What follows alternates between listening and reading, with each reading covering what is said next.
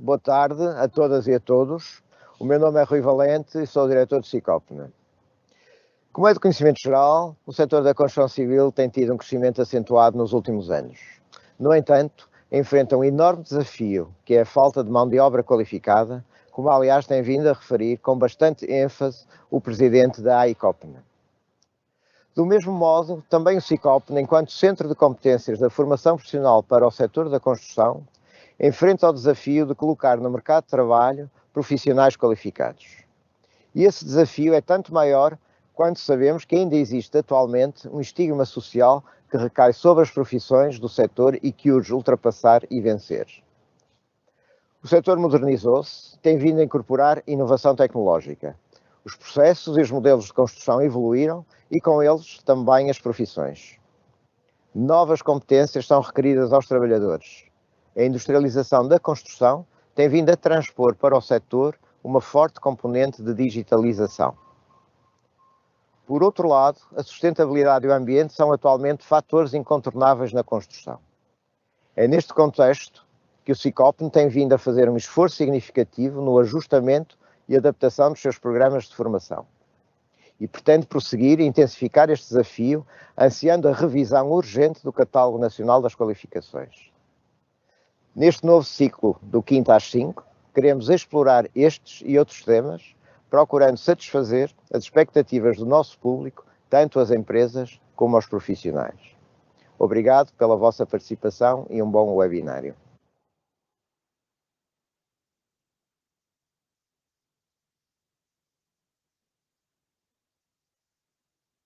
Boa tarde, o meu nome é Cláudia Castro. Hoje vou falar-vos sobre pegada de carbono. Vamos abordar duas vertentes, a vertente das organizações e a vertente do produto. Vamos ainda abordar alguns referenciais para o seu cálculo e vamos compreender em que medida é que o conhecimento da pegada de carbono contribui ou pode contribuir para um futuro mais sustentável. Vamos começar por fazer um pequeno enquadramento. O efeito estufa é fundamental para a manutenção da vida na Terra, pois é ele que permite a regulação da temperatura. Parte da radiação que a Terra recebe do Sol é refletida novamente para a atmosfera e aí os gases com efeito estufa aí presentes, como é o caso do dióxido de carbono, do metano, absorvem essa radiação e isso garante a manutenção da temperatura à superfície da Terra. E este é um processo que ocorre naturalmente. Contudo, existem muitas atividades humanas, como é o caso, por exemplo, da queima de combustíveis fósseis associadas, por exemplo, a processos industriais ou aos transportes, o escape de gases fluorados para a atmosfera, que intensificam esse processo e que podem levar a consequências negativas. E essas consequências já estão à vista de todos. E vamos começar por analisar alguns dados. O que eu vos estou a mostrar são dados do portal das alterações climáticas da NASA. Vamos começar por analisar os dados referentes ao aquecimento global. A temperatura média, a temperatura à superfície da Terra aumentou 1,01 graus desde 1880, sendo que a última década foi a década mais quente registada. Estima-se que, se esse aumento chegar aos 2 graus, poderá trazer consequências, sérios impactos para o meio ambiente, e, consequentemente, para a saúde e bem-estar humana, sendo que poderá aumentar significativamente a ocorrência de mudanças perigosas e possivelmente catastróficas para o meio ambiente. Portanto, face a esta situação, a comunidade internacional reconheceu a necessidade de limitar esse aumento aos 1,5 graus, no célebre Acordo de Paris, celebrado em 2015. Outro dado que vos apresento, da mesma fonte, tem a ver com a extensão de gelo no Ártico. A diminuição, como podem verificar, tem ocorrido a uma taxa de 13% por década desde 1979. E, obviamente, isto é uma consequência do aquecimento global.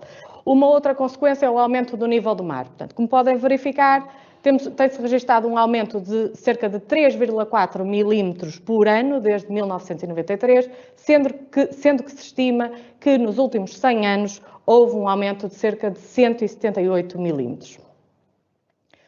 Face a estas preocupações, as entidades reguladoras sentiram necessidade de criar mecanismos legais para o controlo destas emissões. Exemplos desses mecanismos legais são o CEL, o Comércio Europeu de Licenças de Emissão, em que as organizações abrangidas já calculam e reportam anualmente as suas emissões. Outro exemplo é a legislação associada aos gases fluorados com efeito de estufa, que encontramos, por exemplo, em equipamentos de refrigeração, de ar-condicionado, em que, por um lado, essa legislação veio limitar a utilização desses gases com efeito de estufa com um potencial de aquecimento global superior e, por outro lado, veio criar algumas regras na gestão desses gases. Ainda no âmbito do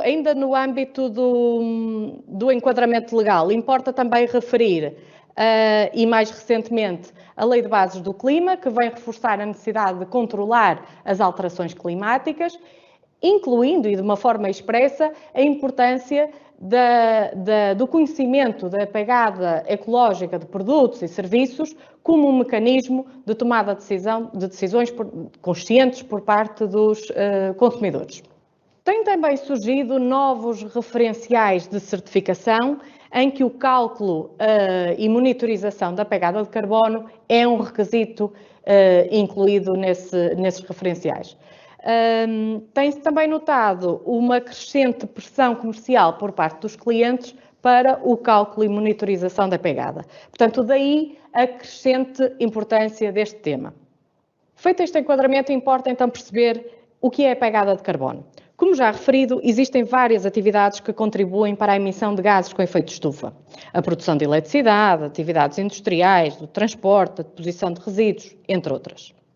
Nesses gases incluem-se o dióxido de carbono, o metano, o óxido nitroso, os HFCs, os PFCs, o hexafluoreto de enxofre e o trifluoreto de azoto. Para terem uma ideia, de processos de combustão normalmente resultam dióxido de carbono, metano e óxido nitroso.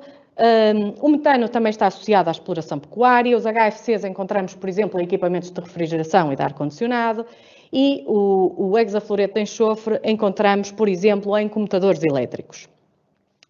Tipicamente, o dióxido de carbono e o metano nós encontramos em maior quantidade. Outros gases, como HFCs e PFCs, embora presentes em menor quantidade, têm um impacto muito elevado. Portanto, a pegada de carbono mede, em termos de CO2, mais concretamente em CO2 equivalente, o potencial de aquecimento global de todos os gases com efeito de estufa. Contudo, a pegada de carbono tem em consideração não apenas as emissões, que é o que temos falado até agora, mas também as remoções, que têm a ver com o fluxo inverso, isto é, com a retirada de gases com efeito de estufa da atmosfera. Como exemplos de remoção de gases com efeito de estufa, e começando por citar o mais evidente, temos o sequestro de carbono através das florestas e espaços verdes, mas também existem outros métodos, como métodos de captura e armazenamento geológico de dióxido de carbono. E assim chegamos à definição da pegada de carbono de organização e de produto. A pegada de carbono de uma organização é a soma das emissões e remoções dos gases com efeito de estufa de uma organização. A pegada de carbono de um produto é a soma das emissões e remoções de gases com efeito de estufa de um produto, tendo em consideração o seu ciclo de vida, ou seja, desde a extração das matérias-primas até ao seu tratamento final em fim de vida. Ambas expressas em CO2 equivalente. Começando pela pegada de carbono das organizações. Esta é contabilizada sob a forma de um inventário de gases de efeito de estufa e eu apresento aqui alguns exemplos de referenciais para inventários de gases com efeito de estufa. Temos o GHG Protocol e temos a ISO 14064, parte 1, sobre a qual nós vamos incidir neste webinário. Esta norma contém especificações com linhas de orientação para a quantificação e comunicação das emissões e remoções de gases com efeito de estufa das organizações. Ela faz parte de uma série de normas, onde também se enquadra a ISO 14067, que é aplicável aos produtos e que vamos falar um pouco mais à frente. No caso da 14064, é desenvolvido um inventário de gases de efeito de estufa. No caso da 14067, é desenvolvido um estudo da pegada de carbono de produto. Sendo que as declarações daí resultantes, de ambas, podem depois ser submetidas a uma verificação por uma entidade independente, de modo a validar as mesmas. Esta norma, 14.064, parte 1, abrange os gases com efeito de estufa abrangidos pelo protocolo de Kyoto, que já falamos, e assenta em 5 princípios. Começando por relevância e integridade, visam garantir a inclusão de todas as emissões e remoções relevantes de gases com efeito de estufa. A consistência visa permitir comparações consistentes de informações relacionadas com gases de efeito de estufa. E dando um exemplo concreto, se uma organização é composta por várias unidades e vende ou fecha uma unidade e o inventário de emissões diminui, então, quando fizer comparações com anos anteriores, devemos fazer comparações excluindo essa unidade. Caso contrário, estaremos a dar uma informação enganosa. Um outro princípio é o princípio da exatidão, que visa diminuir tanto quanto possível desvios e incertezas. E aqui nós devemos ter em consideração o seguinte: que dado é que eu vou usar que me fornece mais exatidão? Por exemplo, eu vou usar o consumo de gasóleo em função dos quilómetros e os dados de consumo da marca, ou eu vou usar o consumo efetivo, quantificado, medido? Qual é o mais exato? Qual é aquele que me proporciona menos erros, menos incertezas? Portanto, o princípio da exatidão tem a ver com isto. Por fim, o princípio da transparência. Se eu vou comunicar o inventário, eu devo fazê-lo com a máxima transparência possível. Para a realização de um inventário de gases com efeito de estufa, temos de começar por definir as fronteiras do inventário. E as fronteiras do inventário incluem as fronteiras organizacionais e as fronteiras de reporte. E só depois vamos quantificar as emissões e remoções de gases com efeito de estufa. No que diz respeito às fronteiras organizacionais, estas vão determinar o que vai ser incluído no inventário. Se se tratar de uma empresa com uma unidade, é fácil determinar as fronteiras organizacionais.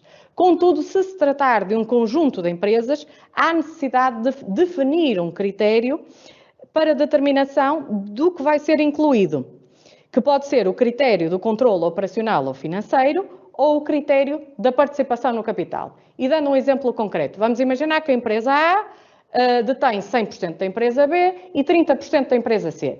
Se eu usar o critério do controlo operacional ou financeiro, então se eu tiver controlo operacional ou financeiro sobre a empresa B ou C, eu vou considerar essas emissões. Caso contrário, não vou considerar. Se usarmos o critério da participação no capital, então nós vamos declarar as emissões da empresa A, 100% das emissões da empresa B e 30% das emissões da empresa C, ou seja, a declaração é feita em função da participação no capital. No que diz respeito às fronteiras de reporte, tem a ver com o que vamos reportar. E aqui temos as emissões e remoções diretas e as emissões indiretas.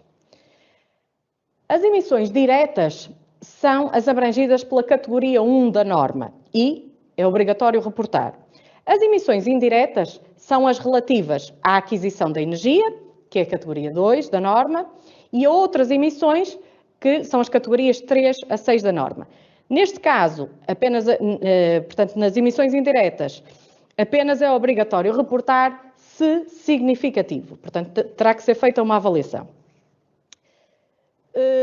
Fazendo aqui a comparação com o GHG Protocol, a categoria 1 corresponde ao âmbito 1, a categoria 2 corresponde ao âmbito 2 e as categorias 3 a 6 correspondem ao âmbito 3. E para percebermos melhor que tipo de emissões é que estamos a falar.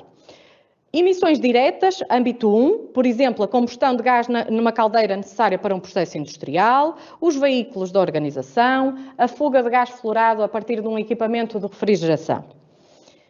Indiretas, âmbito 2, ou categoria 2, tem a ver com a aquisição de energias, seja de que natureza for, eletricidade, gás, vapor, o que seja, e âmbito 3 tem a ver com outras emissões, por exemplo, relacionadas com transportes subcontratados, com veículos de colaboradores para a sua deslocação de e para o local de trabalho, ou, por exemplo, com emissões associadas ao fabrico de embalagens a utilizar no processo produtivo. Para a quantificação do inventário de gases com efeito de estufa, temos então que começar por identificar todas as fontes e sumidouros, portanto, todas as situações que podem gerar emissão ou remoção de gases com efeito de estufa, temos que também identificar os gases abrangidos e o segundo passo é selecionar o método de quantificação. Aqui nós vamos determinar como é que vamos contabilizar. Vamos fazer por medição? Vamos fazer por cálculo? Ok, o dado A eu vou obter através da leitura do contador, o B através da fatura, o C através dos quilómetros percorridos. Portanto, isso tem que ser definido nessa etapa. E devemos escolher o método tendo em conta o princípio da exatidão, isto é, de modo a minimizar, tanto quanto possível, os desvios e as incertezas. Depois, vamos fazer o cálculo das emissões e remoções. Portanto, vamos começar por identificar qual o período avaliado, por exemplo, o ano em análise é o ano 2021. Vamos converter a quantidade de cada tipo de gás para tonelada equivalente de CO2, utilizando os potenciais de aquecimento global mais apropriados.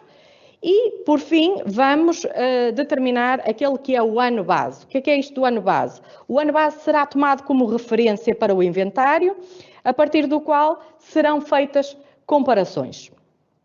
Para o período em análise, por exemplo, o ano 2021, vamos identificar então todas as fontes e sumidouros, vamos converter para toneladas equivalentes de CO2, e se o ano 2021 não é o ano base, então vamos comparar. Vamos imaginar, o ano base é o ano 2020, então vamos comparar o inventário de 2021 com o resultado do ano de 2020. A comparação com o ano base vai permitir a monitorização ao longo do tempo, sendo que o ano base pode ser recalculado em determinadas circunstâncias para permitir comparações consistentes. E o gráfico que tenho aí exemplifica isso, e até tem a ver com o exemplo que dei há pouco da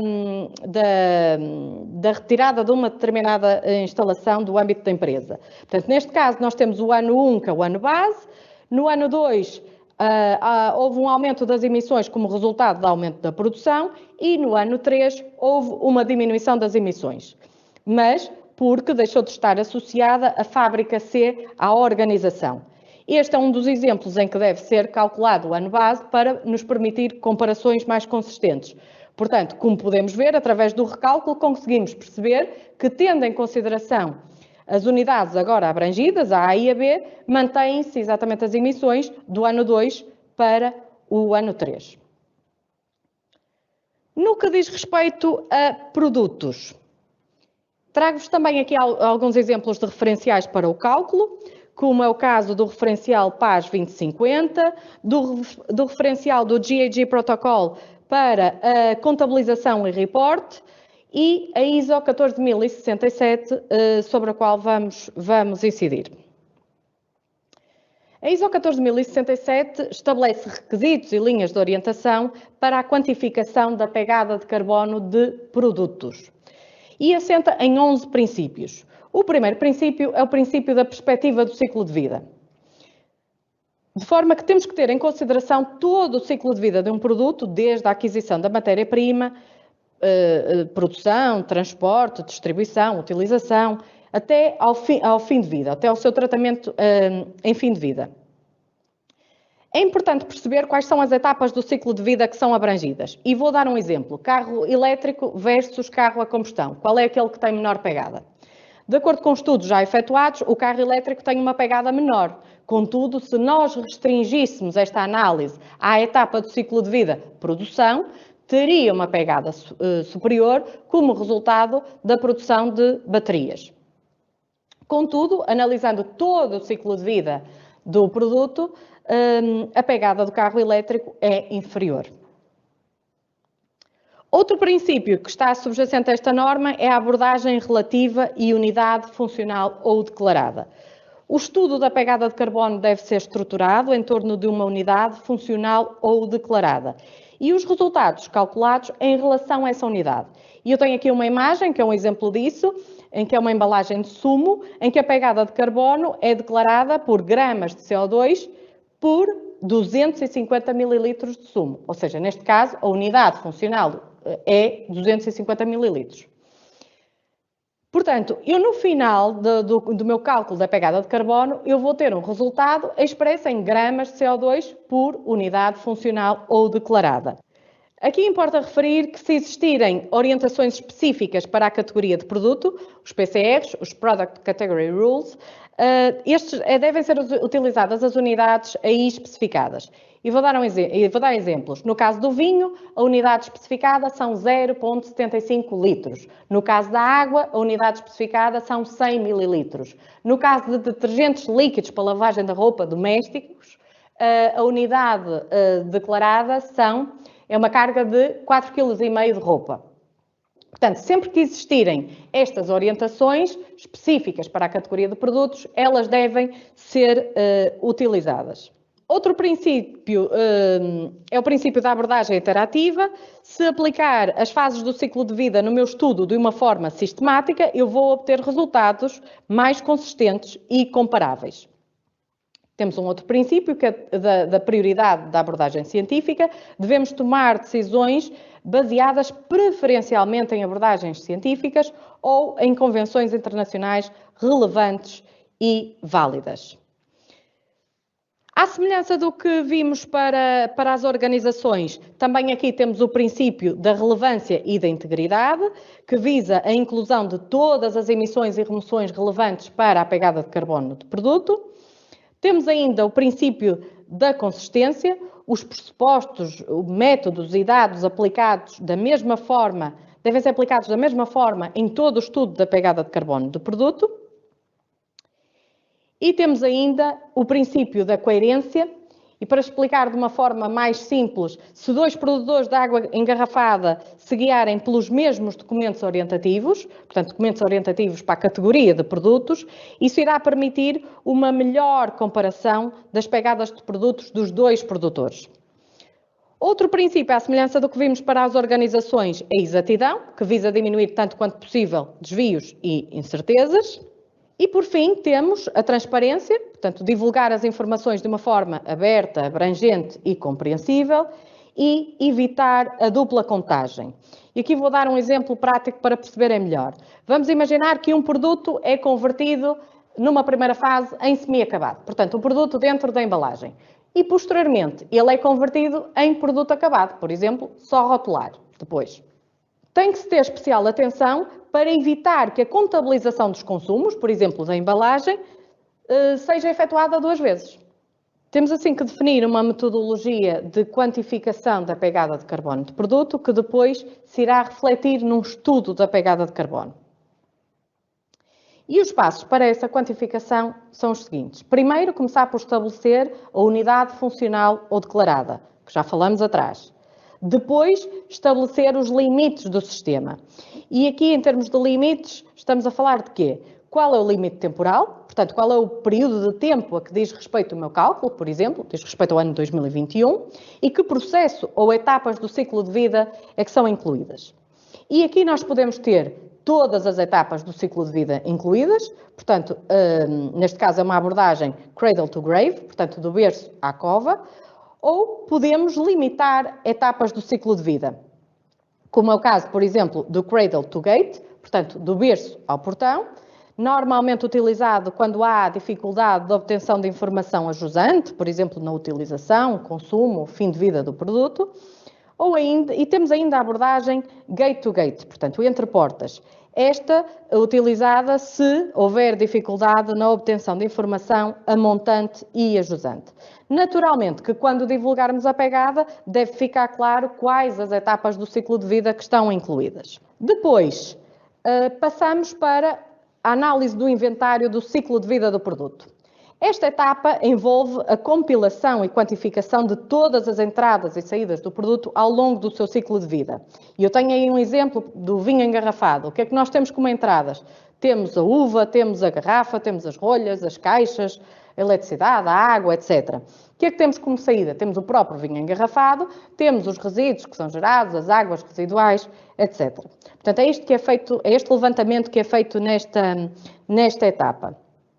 Caso existam orientações específicas para a categoria dos produtos, portanto, os PCR, devem ser tidos em consideração também esses documentos.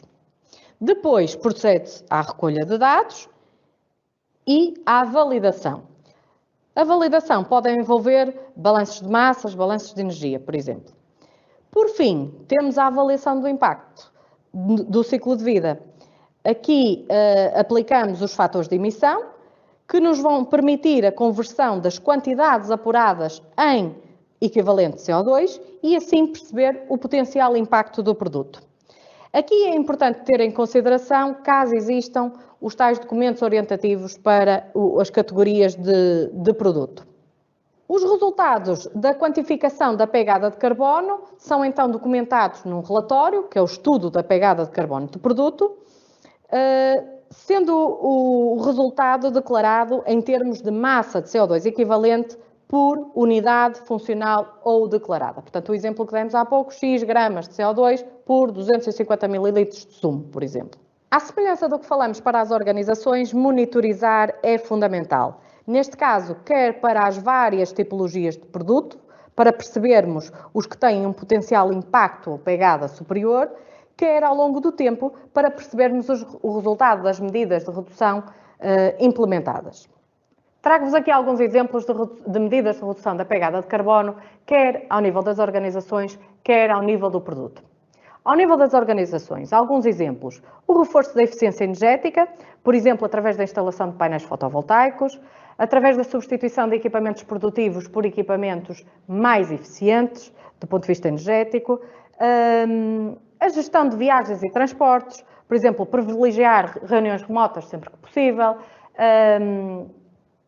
que possível, adotar a viagem de comboio, a substituição de viaturas de combustão por viaturas elétricas, medidas que visem a redução da produção de resíduos, por exemplo, medidas ao nível da produção para a diminuição do desperdício e consequente diminuição dos resíduos gerados, a gestão de gases refrigerantes, e aqui podemos estar a falar, por exemplo, da substituição de gases refrigerantes por gases com o menor potencial de aquecimento global e também por medidas de detecção de fugas. E, por fim, o último exemplo, a florestação ou a criação de zonas verdes. No que diz respeito aos produtos, o reforço da eficiência energética da organização, naturalmente que também terá reflexo na pegada de carbono do produto. Temos também a redução da gramagem da embalagem, desde que isso não comprometa a segurança e a integridade do produto. Temos, por exemplo, a alteração do material da embalagem, a alteração, por exemplo, por um material com um potencial de reciclagem superior, ou, por exemplo, se o produto for um livro e o livro, a capa era plastificada, portanto, deixar de ter essa plastificação e passar a ser unicamente cartão. Uma embalagem, por exemplo, composta por dois materiais que no fim de vida eles têm que ser separados para ser tratados, a substituição por um único material. Portanto, isto é um exemplo de alterações ao nível da embalagem que podem ter impacto na pegada de carbono do produto. Por fim, como último exemplo, a alteração na concepção do produto, de modo a facilitar o seu desmantelamento em fim de vida e potenciar a reciclagem de cada um dos seus componentes. Por fim, faço um balanço das vantagens em medir, reportar e reduzir a pegada de carbono, seja da organização ou seja do produto, das quais destaco a tomada de ações baseada em dados concretos, a possibilidade de redução de custos, o reforço da imagem e credibilidade da organização ou da marca junto de clientes e consumidores, o aumento da vantagem competitiva face à concorrência e a melhoria da capacidade de resposta a pressões de clientes, consumidores e investidores. E deixo-vos aí uma imagem de uma embalagem de leite, de uma marca conhecida no mercado, em que o que é reportado é que a alteração da embalagem permitiu uma redução de 22% da pegada de carbono. Termino lembrando que cada um de nós também tem a sua pegada e, portanto, podemos tomar algumas ações para reduzir a pegada global.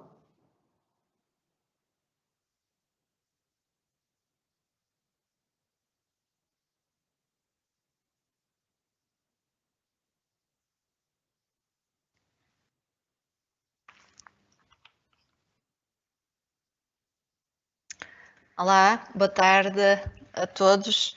Obrigada por estarem connosco em mais um Quinta às 5. Obrigada também à engenheira Cláudia que nos veio aqui falar sobre este tema que é tão premente nesta fase que estamos a atravessar. Vamos passar agora a responder já algumas questões e, portanto, ficamos já com mais alguma informação sobre este tema tão vasto. Vamos então colocar aqui a primeira questão, que é de alguém que aparece como anónimo, que diz: deve uma empresa também calcular a pegada através dos recursos energéticos consumidos, por exemplo, a eletricidade, o gás, a gasolina? E se sim, como fazer?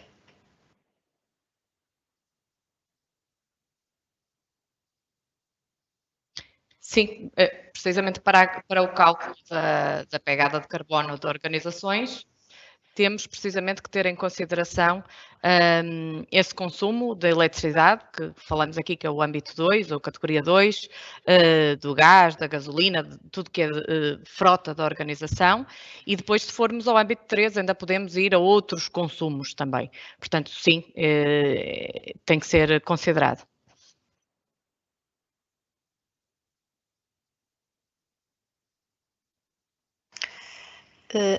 E qual a receptividade das empresas relativamente a estas questões?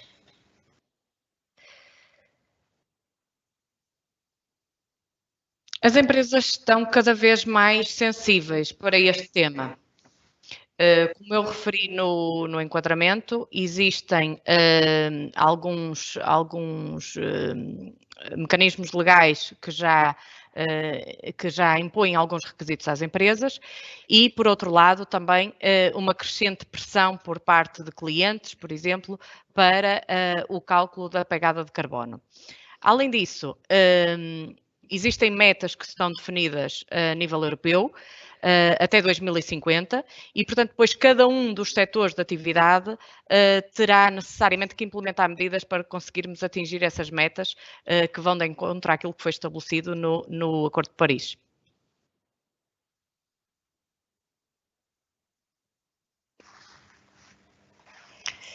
Então, uma outra pergunta. Se uma unidade industrial tiver um sistema fotovoltaico de autoconsumo, como é que essa energia poupada através de uma fonte renovável, como por exemplo o sol, e contabilizada na pegada de carbono da produção em si ou no produto produzido dessa produção? Não sei, acho que deu para entender, Cláudia. Sim.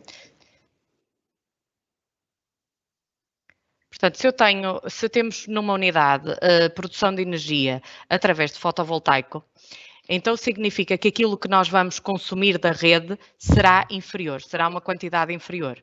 E, portanto, como resultado, nós teremos uma pegada de carbono inferior. Portanto, nessa medida, obviamente, terá aqui um contributo positivo.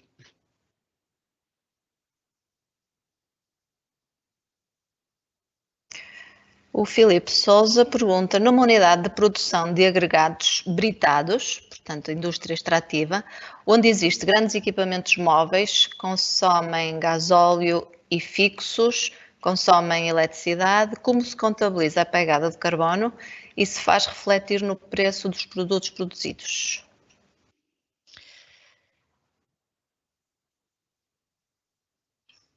Sim. Portanto, no caso concreto que colocaram a questão, o consumo, quer de energia, quer de combustíveis, para o funcionamento desses equipamentos, naturalmente que é contabilizado, sejam equipamentos fixos, ou chamados estacionários, ou sejam equipamentos móveis. Portanto, em ambas as situações devem ser considerados. Em relação a refletir isso no preço do produto, portanto, isto já tem a ver com uma questão comercial e que muitas vezes o que se faz é as empresas que têm conhecimento da sua pegada, divulgam-na e têm esse mecanismo como um mecanismo de divulgação que lhes dá alguma vantagem competitiva relativamente aos seus concorrentes. No entanto, não tem necessariamente que ser refletido.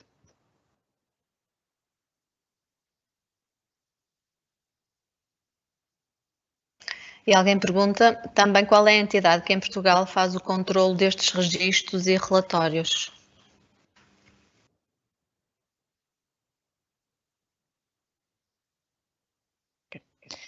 Em termos de organizações que são abrangidas pelo CEL, pelo Comércio Europeu de Licenças de Emissão, os relatórios, os inventários de gases com efeito de estufa são elaborados anualmente e são enviados à APA. Portanto, são primeiro verificados por um verificador autorizado e depois são submetidos à APA. No caso da 14.064 e da 14.067, já existem em Portugal algumas entidades que realizam estas verificações. No entanto, o que ainda não existe é uma acreditação, por exemplo, por parte do IPAC, dessas entidades. No entanto, já existem algumas entidades no mercado que estão a prestar esse serviço.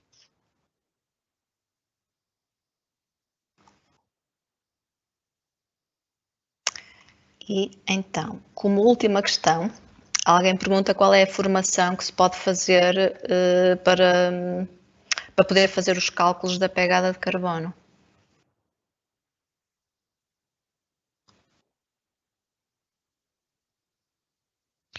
O que eu recomendaria era, em função do cálculo que se pretende fazer, portanto, se é a pegada de carbono da organização, a formação que aconselharia era na ISO 14064, parte 1, ou no GHG Protocol, portanto, nos referenciais que suportam o cálculo.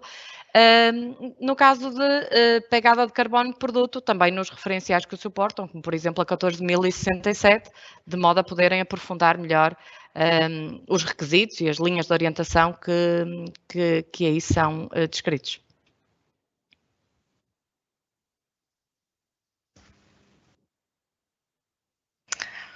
Pois, muito bem. Não temos mais questões. Isto é um tema que eu acho que começamos todos já ouvimos há muito tempo falar sobre a pegada ecológica, mas depois começar a esmiuçar no fundo cada uma destas coisas. Tem que haver uma maior consciência ainda por parte das empresas e até de nós próprios. Eu queria deixar aqui só a indicação que sobre esta questão da formação, o CICOPN realiza algumas ações de formação específicas na área do ambiente e da qualidade, onde podem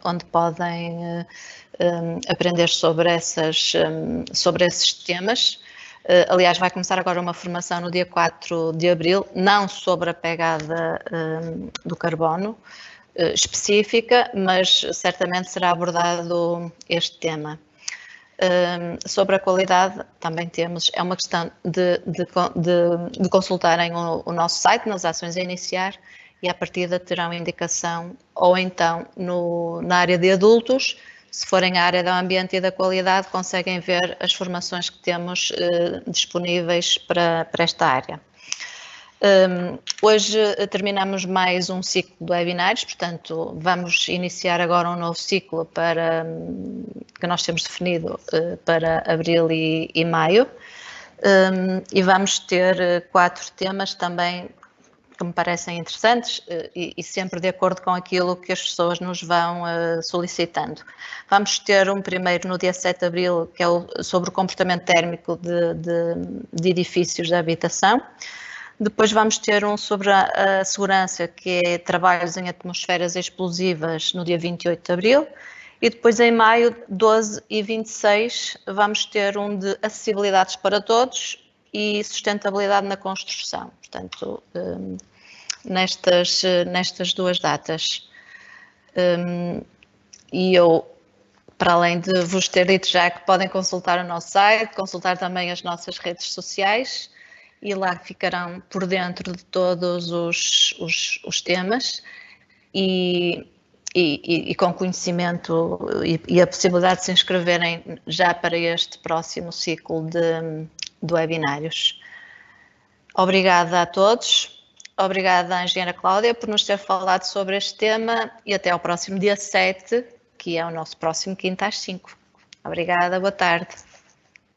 Obrigada.